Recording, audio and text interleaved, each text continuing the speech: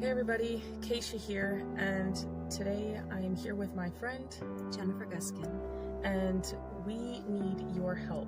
We are right now working on advocacy for combating human trafficking, and here's why. So we'll give you a little bit of background of our story and why we're doing what we're doing. I was adopted as an infant by a couple who sold me throughout my childhood. I have been to Epstein Island and on multiple Lolita Express types of flights as a child. After I went public, Child Protective Services opened a substance-exposed newborn case, even though all tests came back negative, and they told me that if I wouldn't stop posting on social media, I would never see my daughter again. I started to connect how I was adopted as an infant and then sold throughout my childhood, how many other children who have been through the adoption, foster, and CPS pipelines have also been trafficked to Epstein's Elk. And as many of you guys know already, based on the work that we do at the Karis Project, I'm an American Indian born in Canada under the Jay Treaty. My father and I were exposed in the improper contagion mitigation for the COVID pandemic in early 2020. As a result of this, I lost everything: a house, cars, corporate assets, jobs.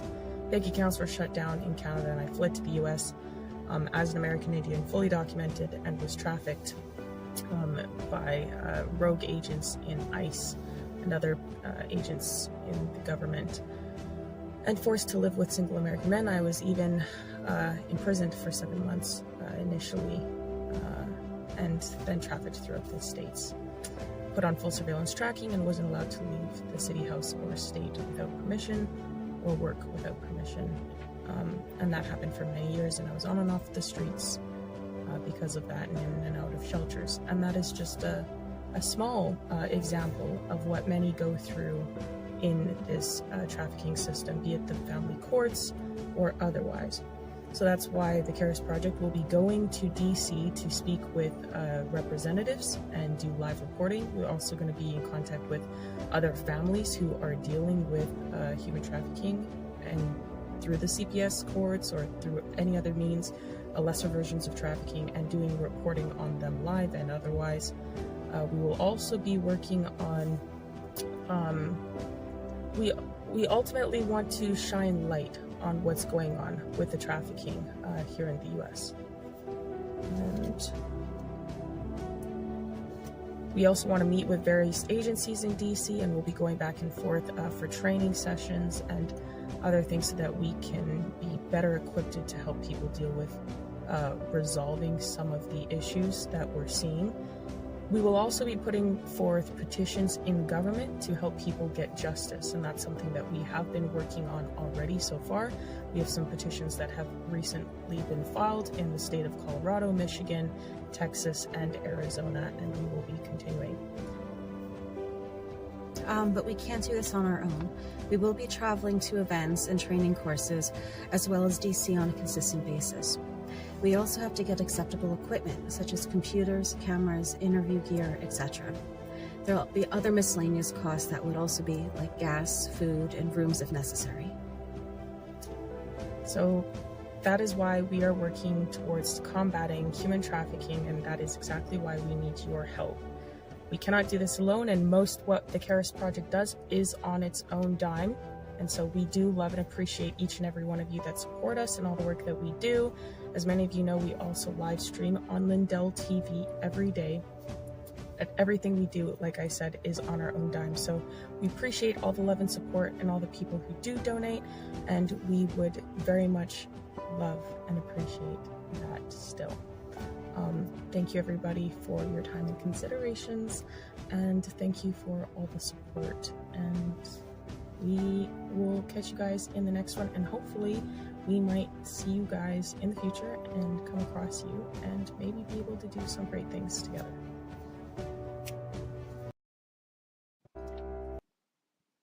Hello everybody, and welcome to the Karis Project podcast. Today we have with us Christy Brinker. She is she is a whistleblower who's been exposing a lot of the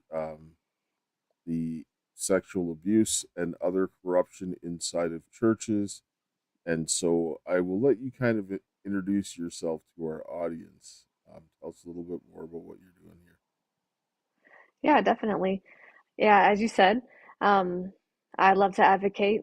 I've worked for 4 major ministries, also graduated from a Bible college, so been doing ministry for the past 20 to 25 years.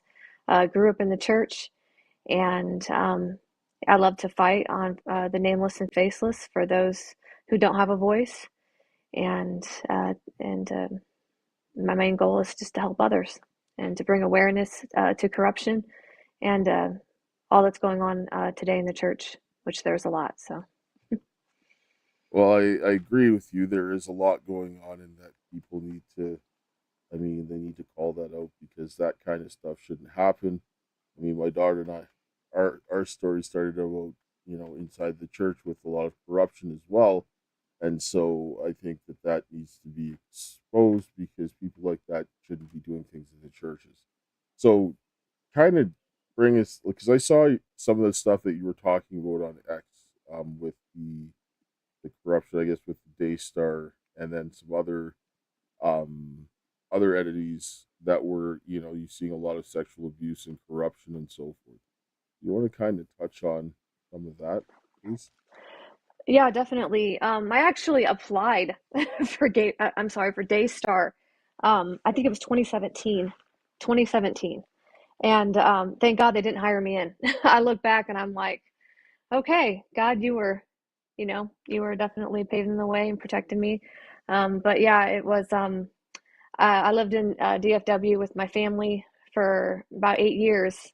And as we know, Gateway Church and all that's going on with Robert Morris, I actually cleaned his offices and his bathroom at the South Lake campus. I worked there 3.5 years. A lot of times we were understaffed, and I'd have to clean a lot of those bathrooms by myself, and had no clue what he was hiding. None of us did who were on staff with Gateway Church. Of course, as we know now, some of the elders knew and remained silent and wanted to protect the empire. But I stand with Cindy Clemenshire, and I'm so grateful she is now getting justice after all these years. And it's heart wrenching. It's taken my husband and I a long time to process due to the fact we were both on staff, having no idea. My husband at the time was working 2 jobs. He was working for Gateway and a secular job. So we were just pouring our lives into that now we call empire. And I'm grateful to see justice come. And yeah, things are changing in the church, and it's good to see. So. So what is it that you ended up finding? Because like when you were coming in and working in a church or going to a church, you're expecting that, you know, your money's going to a good cause and you're supporting something that was good. So what did you find wrong and when did you start seeing things that didn't add up?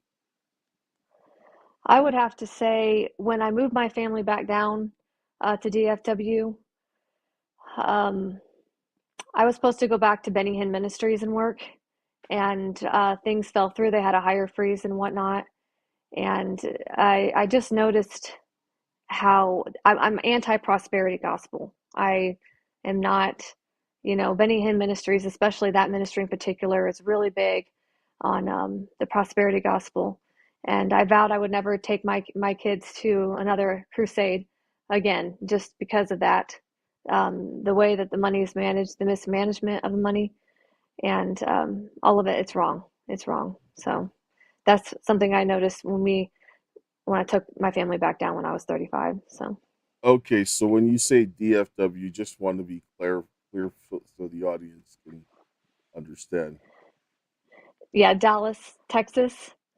Okay. We had moved back down there, and noticing some things. I went on to work for Gateway, and it was an experience for sure. So.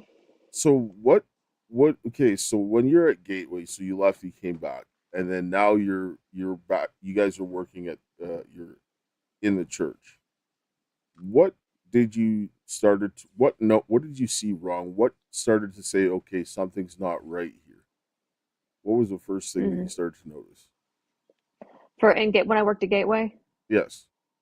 yes, I was at Gateway on staff when they had 2 layoffs, and I was there for both of the layoffs. And I had a colleague of mine who was there for 15 years, and they just cut him off. He had to leave, and it was just heart-wrenching. I really loved my team, and that's when I was noticing at Gateway something isn't right here. The layoffs, my team in particular was amazing. I had a great experience with my team, but the culture in itself I thought was toxic. Just the way that um, they ran and managed the ministry. So Can you give an example of what you would find that would call toxic? Like, just to clarify for the audience, you can give an yeah, example of what you saw. definitely. Yeah, it would be.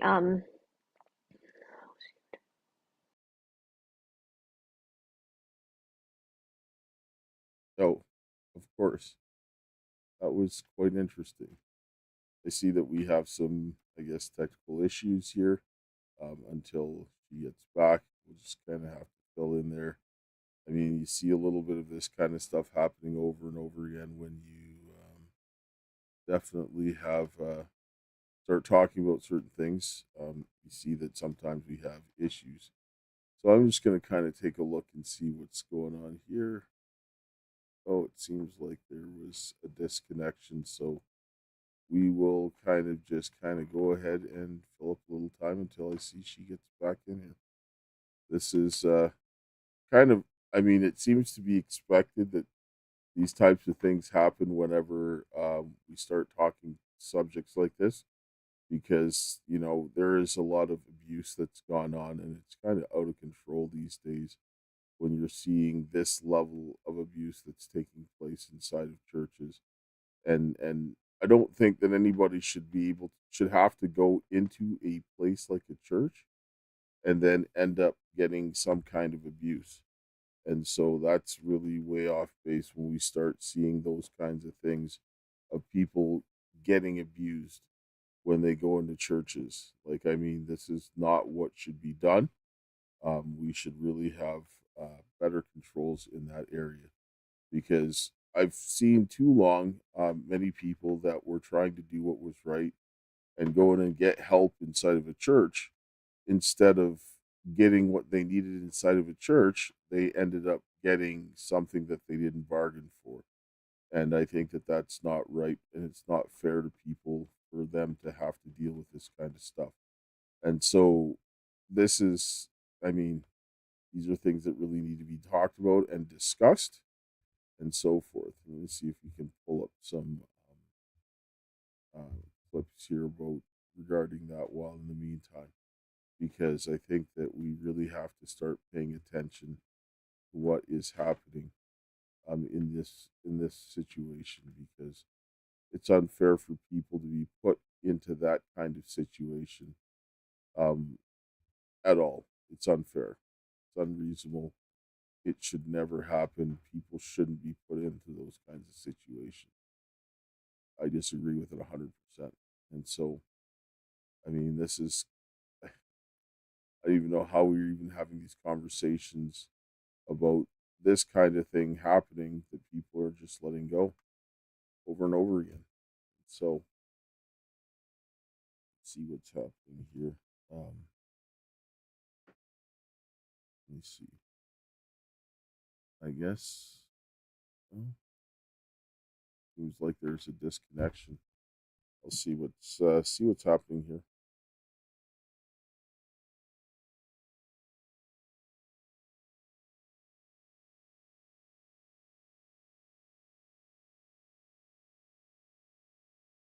Um, so yeah, that's really it. I mean, this is unfortunate that these things are happening, and it's very terrible. And we should not sanction this whatsoever in any stretch of the imagination. Because, like I say, with myself and my daughter, our situation started in the church, and they covered up a lot of crime, and that should never happen, right? I mean, the churches should be where people get help, not where they get harmed. And we're seeing a lot of the times people are getting harmed instead of getting the help that they need. And that's really it. We need to make sure that people are getting help in these situations. Yeah, yeah. Thanks, Beverly. Beverly, somebody that I knew for quite some time, growing up in Winnipeg. Yeah, we're still having the technical difficulties. I guess we're just gonna kind of have to wait it out. And let me pull up some, if I can find some relevant clips, to kind of play in the meantime, because we need to start taking things in a much better direction than where we are right now. Let me see here. Oops.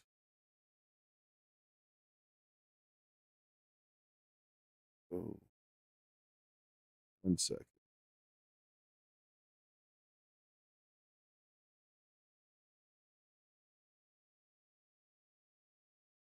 Yeah. So I've got a couple of here that I will bring up. Just 1 second, and then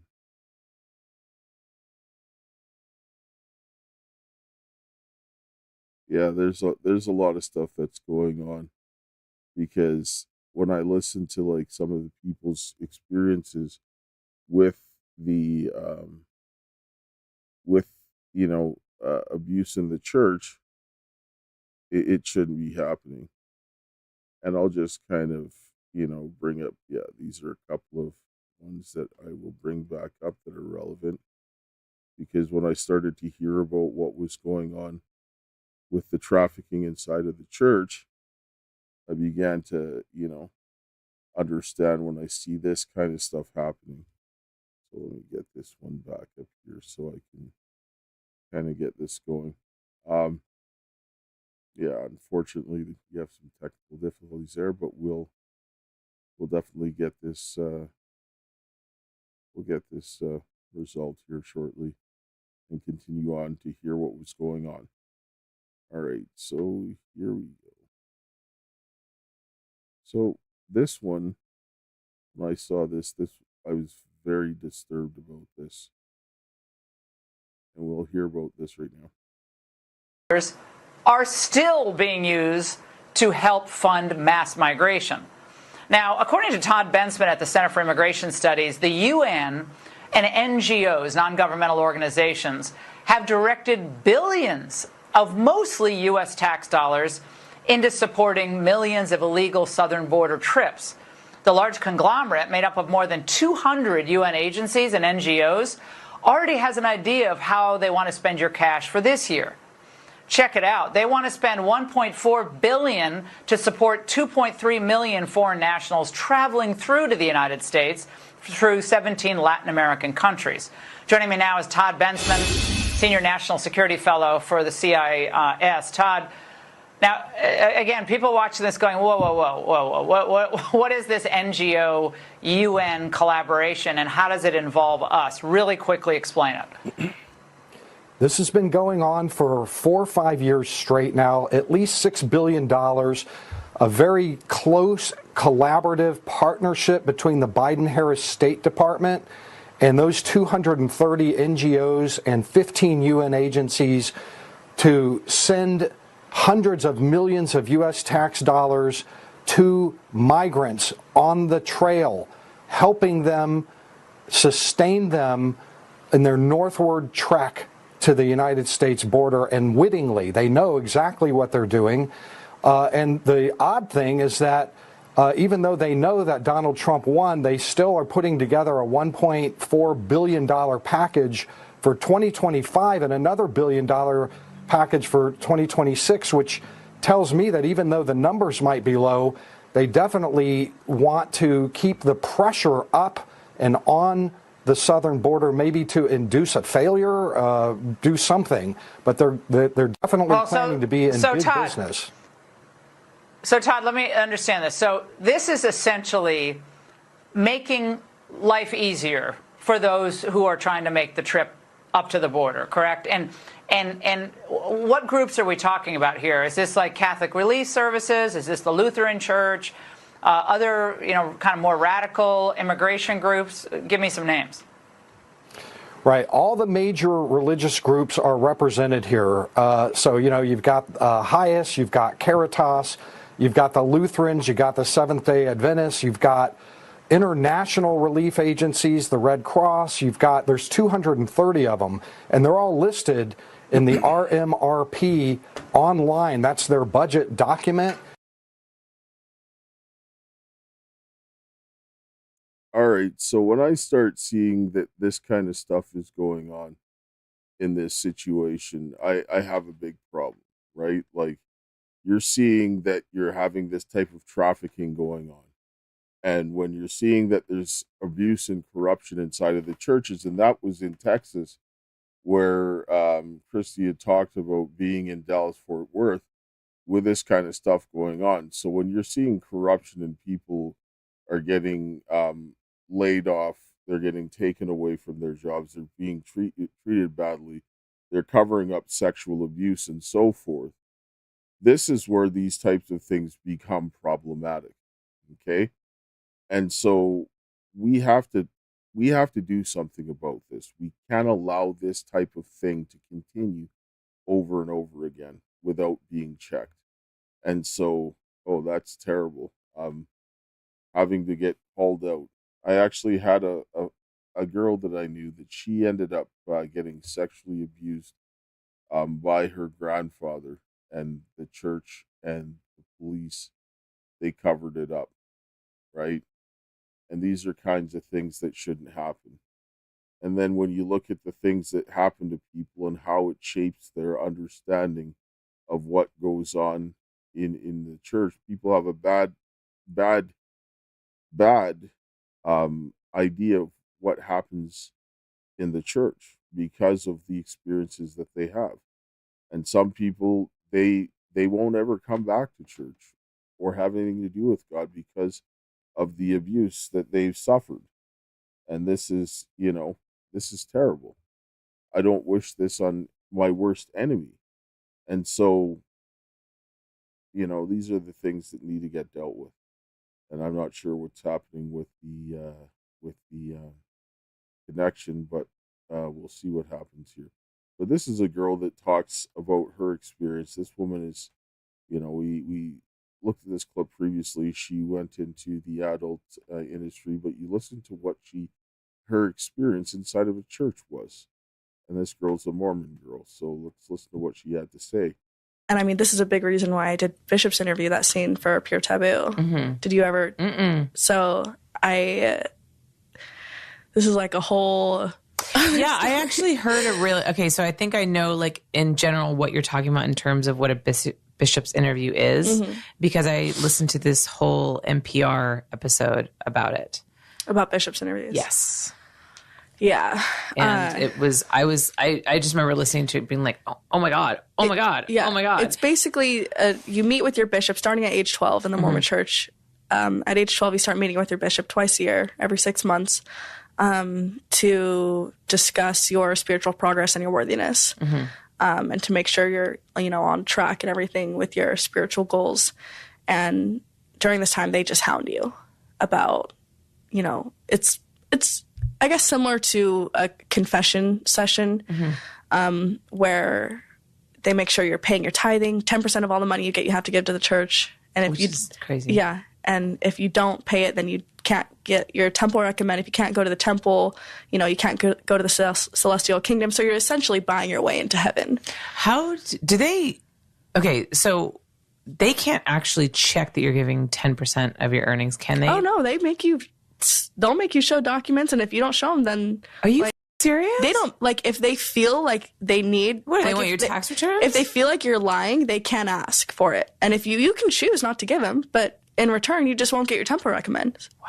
So, yeah, they will take it to that point. That's crazy. But, and the biggest sin you can commit in the church, if you have sex, if you're in the church and you're not married and you have sex with a new guy every week and you openly tell your bishop about that, you're more likely to get excommunicated than you were if you killed someone.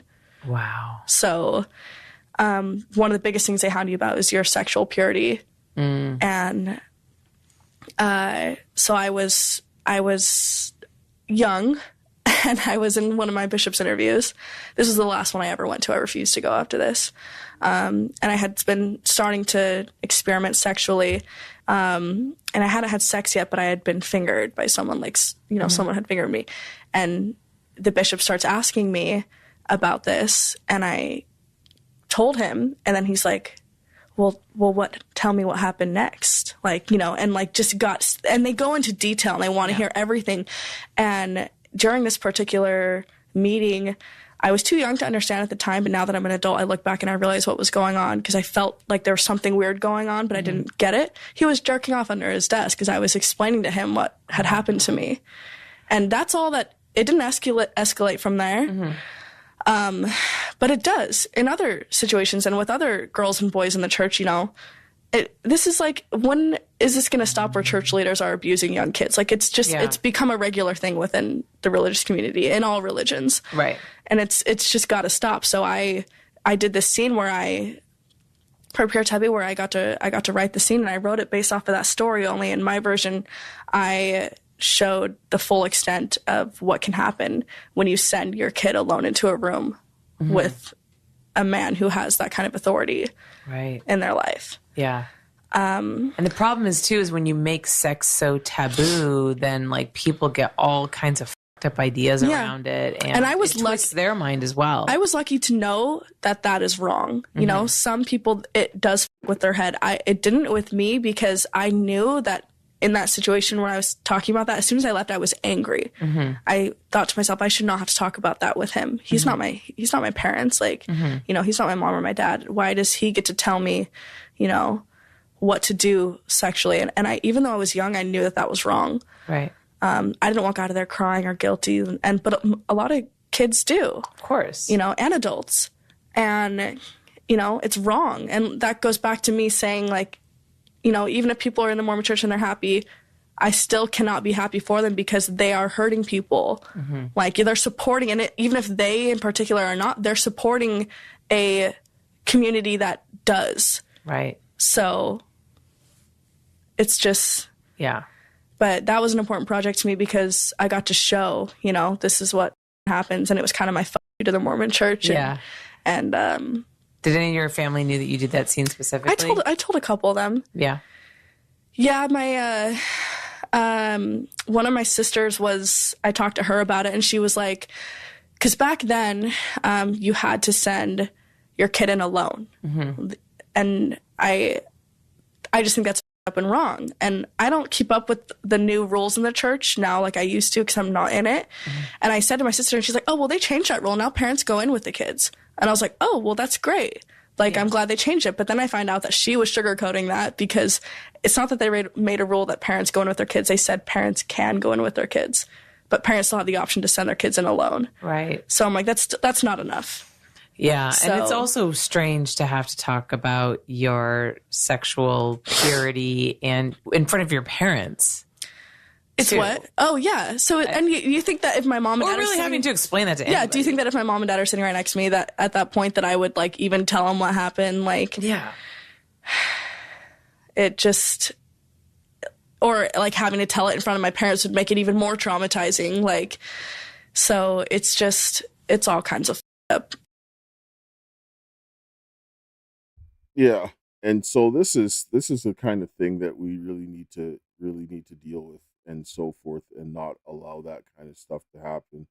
I'm going to take a short commercial break, and then we will definitely be back on the other side here. Yes, I understand that we haven't had support from churchgoers. There's a lot of people that don't get the support that they need from churchgoers. All right, we'll hear from the Pillow Man. You're still looking good. I'm still feeling good. I've got all your MyPillow products. Mattress topper, bed sheets, MyPillows, towels, slippers, blankets. I'm interrupting this commercial to do something I've never done before. Get 2 MyPillows absolutely free on orders of $100 or more. I can't do this forever, so get on board with this great sale today. Our best-selling 6-piece bath towel sets or kitchen towel sets, just $29.98. Our famous standard MyPillow is only $14.98. Queens $18.98. King size only $1 more. Body pillows $29.98. Multi-use MyPillow 2.0s with pillowcase $9.98. Save $40 on our Spring Percale and Giza Dream bed sheet sets. Any size, any color. So go to MyPillow.com or call that number on your screen. Use your promo code to save up to 80% on all MyPillow products. And when you spend $100 or more, get 2 standard MyPillows absolutely free.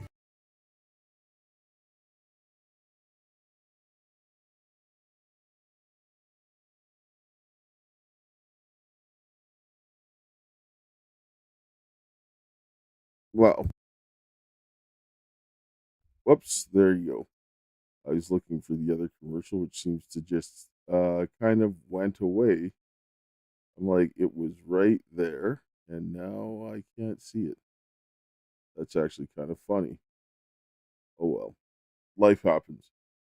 Anyway, so you know what I mean? Like looking at with this situation with myself and my daughter, we also had this. There we go. There it is right there. Let's just play that ad and then we'll come back. Hello, everyone.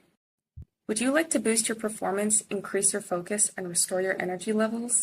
Supercharge your energy and improve your cell health with the wellness company's MitoSupport formula developed by experts like Dr. Peter McCullough. MitoSupport formula contains 5 incredible ingredients, including D-ribose and PPQ. Best of all, it's vegan, gluten-free, and made right here in the USA, so you know you can trust it.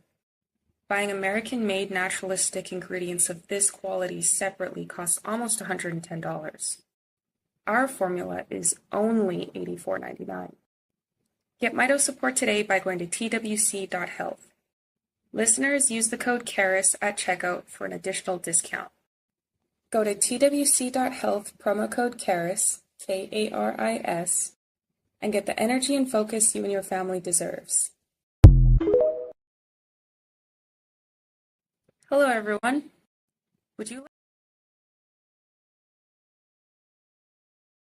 Well, we're looking at this whole situation of this out of control situation that needs to be dealt with inside of churches. And like I said, with my daughter and myself, we ended up having our story start over there because my daughter, she was abused as by her ex-husband, and there was some domestic violence, and she was beaten quite badly. She was beaten quite often, and she didn't get any support from the church, and this guy was actually charged, and they ended up pushing her into a mental health facility rather than getting her the help that they need. And they allowed him to continue because he was studying to be a pastor, and they gave him the support that they needed and didn't allow her to get the support that she needed. Then she was then placed into the mental health facility where they started to drug her. During that time, she then got sexually assaulted. And instead of helping her, they continued to support the guy that abused her, right? And this was at a Christian school in Macomb. And this is what I have issue with. And then when that wouldn't happen, I went down there to see her. And when that happened, I was like, the drugs that you're giving her are making her this way. You need to get her off the drugs. And I told them straight out, this is going to be an issue. So they went ahead and did that. Well, then my ex-wife had told me that if I went there to go and get my daughter to help her, then our marriage would be over. And I said, do what you need to do because it doesn't matter to me. So I can't leave my daughter in that situation where she's going to be sexually assaulted. And now, then all of this stuff happened as a result of that. So I went to go and get my daughter. Then there was a huge issue that went on when I was there with my little daughter, and my mother and my sister came down to help bring my daughter down to see me. My ex went nuts and everything else like that. I was inside of the church, and she had stormed in the church and ended up coming and like yelling and screaming, going crazy. For that was completely unwarranted. So loud that the church had to shut down. I called the police. They stopped praying. Everybody started to pray. The service stopped. because she came in, she kicked the chair, she went crazy. I called the police because I was like, this is out of control. Because then she attacked my oldest daughter. And then the church talked to me and said, no, don't do that. And then when everything came down to it, they sided with my ex. And then there was a pastor, his name was Clifford Holm. She had previously threatened me. My ex-wife had previously threatened me about this whole situation. And so I was like, now he's coming through with the threats. Because when I was going to leave, after I called and talked to a crisis line about the situation, because my little daughter was grabbing her hair and pulling on it as hard as she can and so forth, rather than supporting that situation and trying to rectify what was done, I got threats from Clifford Holm, who was a former pastor who is now a lawyer and did work with the Seventh-day Adventist Church all the way up to the North American Division. And he was supposed to, champion for religious liberty and so forth, and won victories over unions. But this is the kind of stuff that he was there doing. And there was another guy named Gary Lund that was there. Then he threatened me that day, and they're telling me that, I better not do this and that. And I'm like, listen, man, there was something that went on that needs to get dealt with, and the child is not a pawn. And so, this was something they denied, and then tried to get situations resolved. And they had a mediation set up, because when my family was going back, my daughter ended up, I came over to come and get some stuff for my daughter. My ex-wife had the locks changed, right? I brought my mother with me because I wasn't going to go there by myself with the way the situation went. And I walked out the door, realized the locks were changed, but my mother was still there, which was a good thing. Otherwise, they would have locked the door and made sure that I couldn't come back to see my child, right?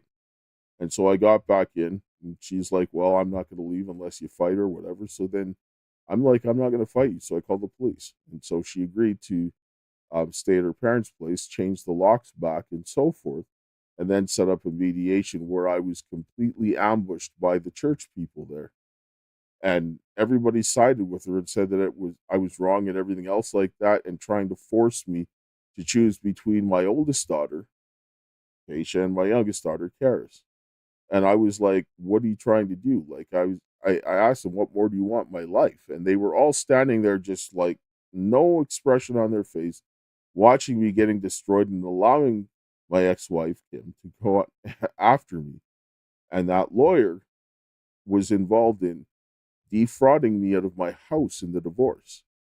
The lawyer that he had a law firm called Matrix Law that was in North Battleford, Saskatchewan. Now this guy ended up, his partner, Patricia Micklejohn, is the one who did the divorce, and I was also suing them and so forth. And so these are things that were taking place in that situation that should have never gotten dealt, that should have never happened.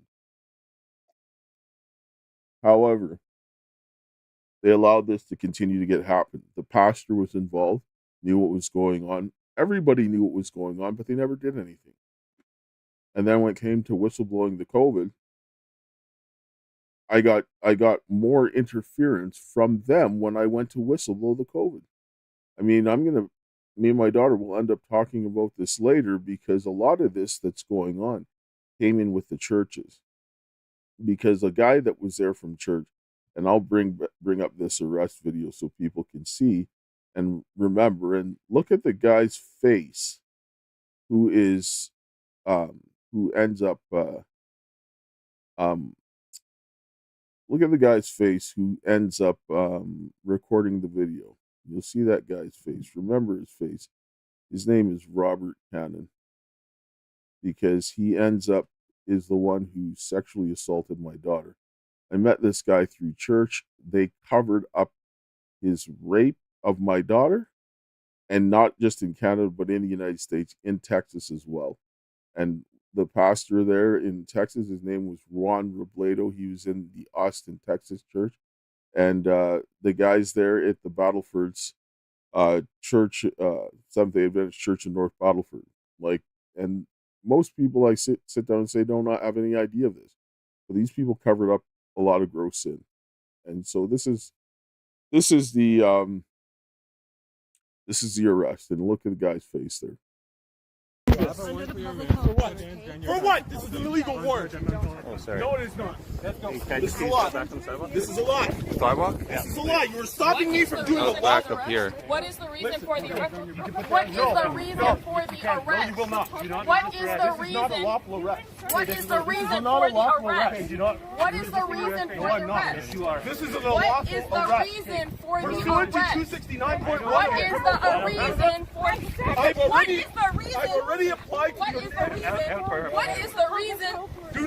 Do not touch it. What is Do the not reason touch for it. the arrest? You see this wickedness? What is the reason? God What is is going the to judge you reason for today. the arrest? You will not live. Father in heaven, I ask of you this day to pour out your spirit upon your children. And now I ask of you this day to slay the servants of Baal. What Do is not the allow them reason? to touch her. What is the reason? What is the reason? I ask of you this day. What is the reason? You did not state the reason for the arrest. Tell me the warrant. Tell me the Whoa. warrant. Tell me the warrant. What is the reason? Give me your arm. Give me your arm now. Give me your arm. You will not. What is the reason? Stop! Stop! You're resisting arrest and No, what is the reason for the arrest? the public health order. No, it's not. That's not what it says. That's not what it says.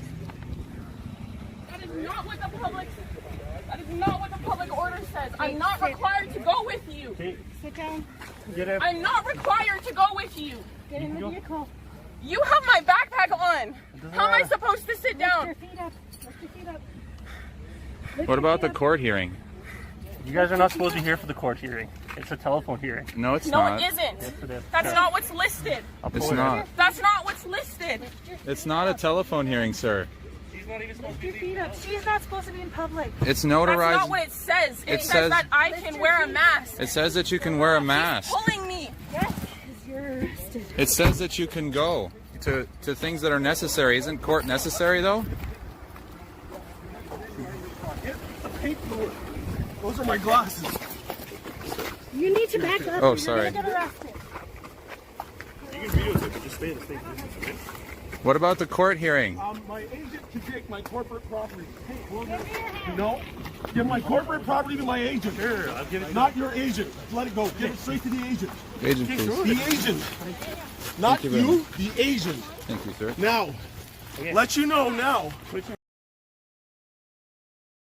So this is help, like the church and the police were definitely involved in that, and they helped my ex-wife so that I could get arrested when I went ahead to go ahead and whistleblow the COVID pandemic response.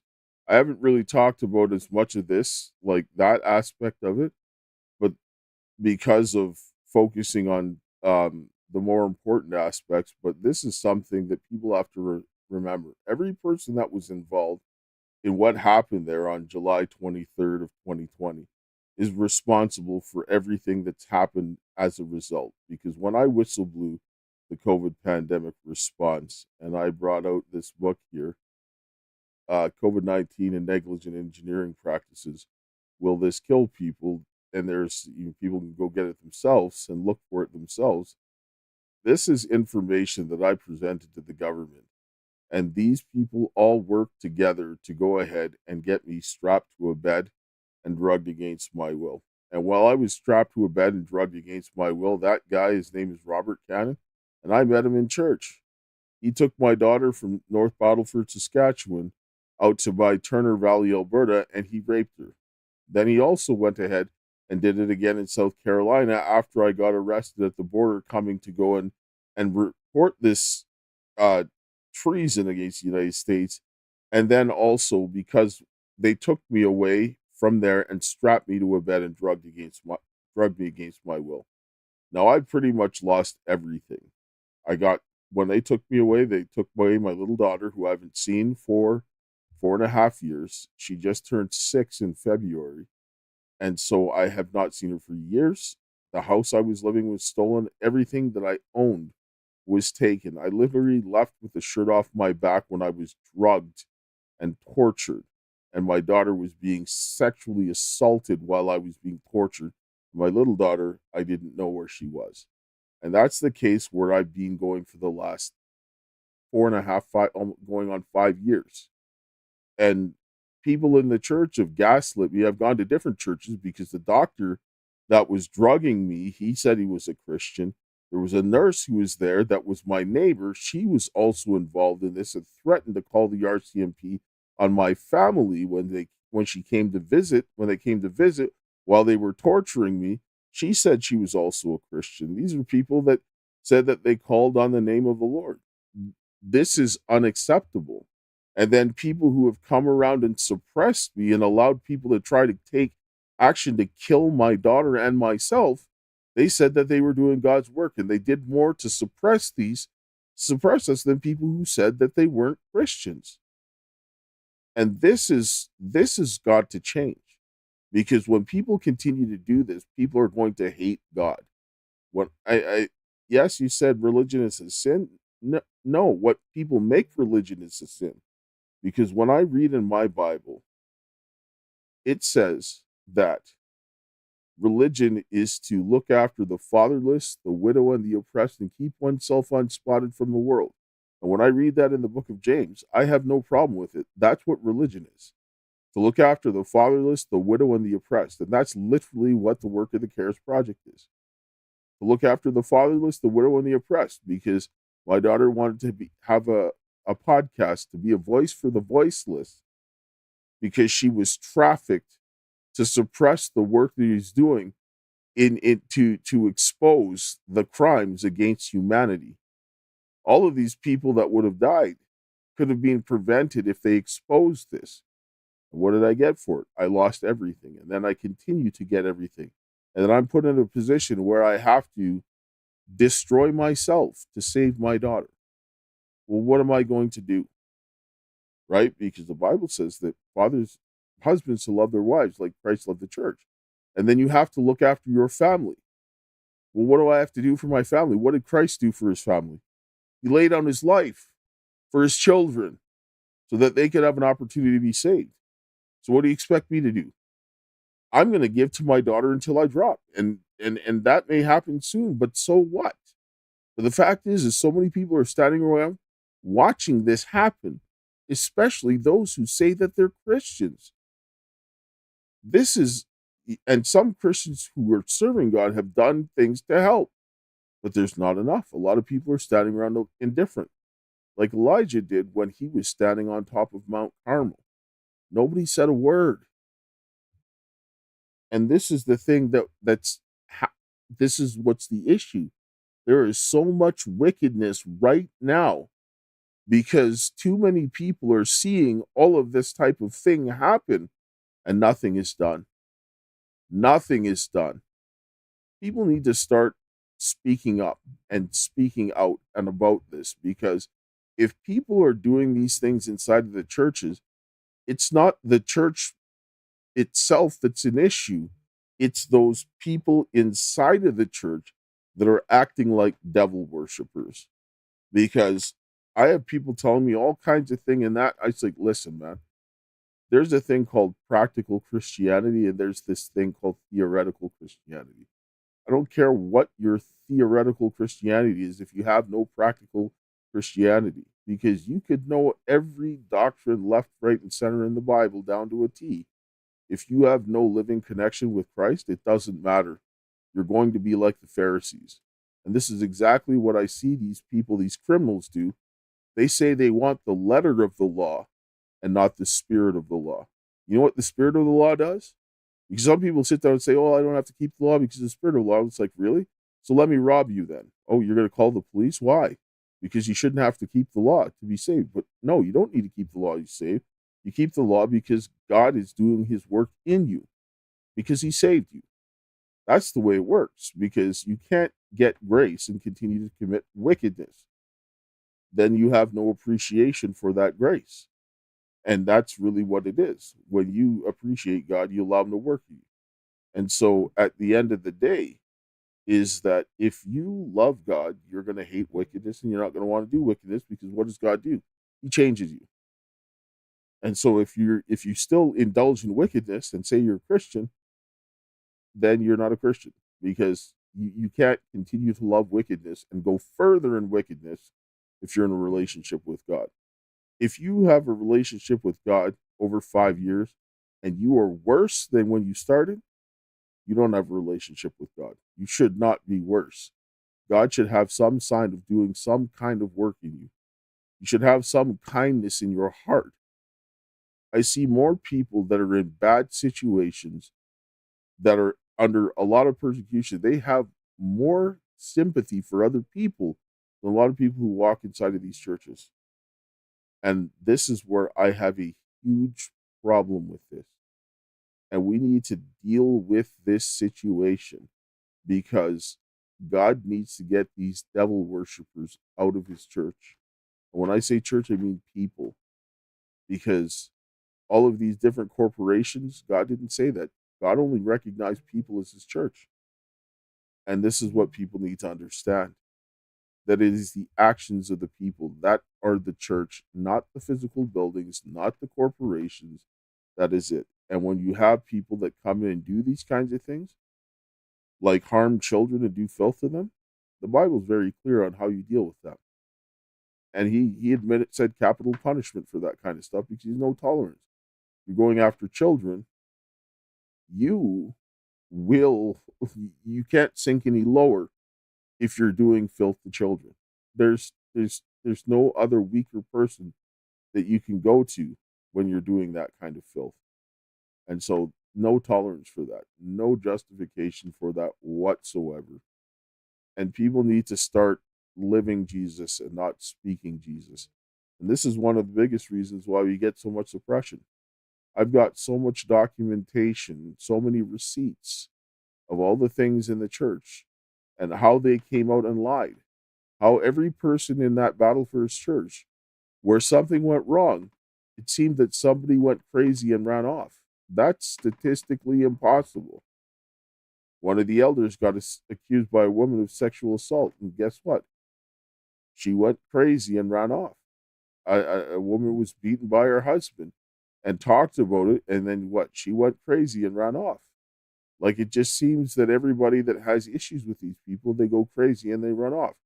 Well, that's statistically impossible. And I can tell you that those people didn't know any God. They might hold membership in the church, but they were worshiping Satan by their actions. Because the Bible says, by your fruit, ye shall know them. And at this point in time, I don't care who it is. If you're going to worship Baal, because when you do filth to children and kill children and all that kind of stuff, that's what God calls Baal worship and Moloch worship. I have no sympathy for any of you, because that is reprehensible. That is the works of the devil. You want to harm children? You want to talk about the drunkard on the street and say that this person is this, or that you want to talk about the prostitute, or somebody who's doing some other kind of sin that you don't like, but you're going to keep quiet while people are raping children inside the church, while people are trafficking human beings inside of the church, where people are conspiring to murder people, right, and torture people. That's way off base, right? And at the end of the day, God's judgment is coming, and God many times uses human beings to execute judgment. Read the Bible. And some of them are even wicked people. The Assyrians were some of the most wicked people, and they were known for torturing and doing their brutality to people. What did God use them to do? When Israel fell into idolatry and was doing that filth, doing filth to children and all that kind of stuff, and bowing down to those idols while they sacrificed their children and did all manner of unspeakable evil, what did God do? He sent the Assyrians in there to just decimate them and scatter them across the earth. Because why? Their religion was murdering children and doing filth to them. God doesn't tolerate that kind of nonsense. And when I see this rampant nature of no regard for human life inside the church, God has to do something. And God will. Because Isaiah 58 says to cry aloud and lift up the trumpet and show my people their transgression, their sin. Are they going to know to repent? Even Ahab, when Elijah told him this is what's going to happen to you, he turned around and he repented. And at this point in time, I'll close this down because there was some issues with she had an emergency with her child, but we'll pick up this conversation because this is something that needs to be discussed and it needs to come out. And we need to get rid of all of this filth going on inside of the churches. So I'll close here with a prayer. Heavenly Father, Lord, we thank you for this day. We thank you for your love, grace, and mercy. We thank you for the hope that you have given us this day. Open our hearts and our minds to your will. And, oh, Father, this day I ask of you to raise up the men and the women to come together to rebuild our families, our churches, our communities, and our nation. And help us to get some peace and prosperity for the children so that we can finish the work until we see you coming in the clouds. This is my prayer. In Jesus' name, amen. Thank you all for coming, and thank you for your time and consideration. And to my dearest Karis, until we meet again, and we will soon.